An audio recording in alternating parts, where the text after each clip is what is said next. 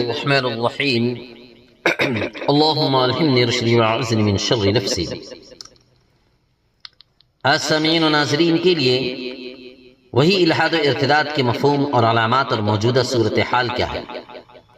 تو آج کے موجودہ دور میں جو دو اصطلاحات بہت ہی کثرت سے استعمال ہو رہی ہے، الحاد اور ارتداد کا، اگرچہ ان کا نتیجہ ایک ہی ہے، یعنی دین سے دوری، لیکن ان کی نوعیت اور حملے کے طریقے مختلف بن چکے ہیں، ان کے طریقے مختلف ہو چکے ہیں۔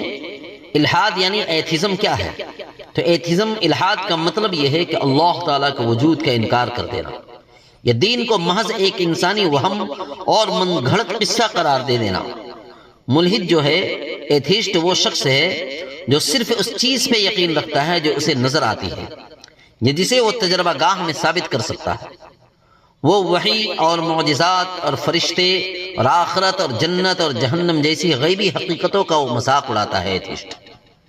اور یاد رکھیں، آج کا الحاد صرف یہ نہیں کہتا کہ خدا نہیں ہے، بلکہ یہ سائنٹزم کی شکل اختیار کر چکا ہے۔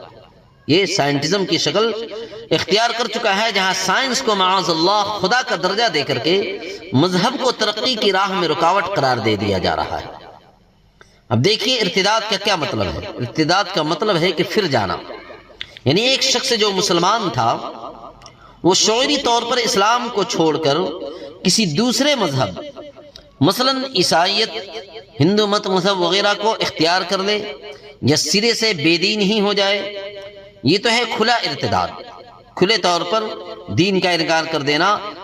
لیکن موجودہ دور میں جو ارتداد کی ایک خطرناک قسم جو عام ہو رہی ہے لوگوں میں، ان نوجوانوں کے اندر، وہ ہے خاموشی ارتداد، خاموش ارتداد۔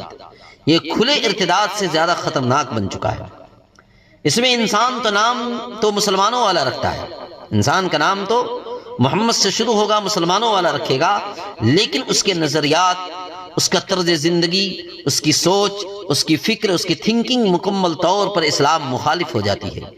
وہ ضروریات دین جیسے نماز، حج، پردہ، حلال و حرام کی تعلق سے وہ شکوک و شبہات کا شکار ہو کر کے ان کا انکار کرنے لگتا ہے، وہ مذہب کا، یا ان کا مذاق اڑانے لگتا ہے۔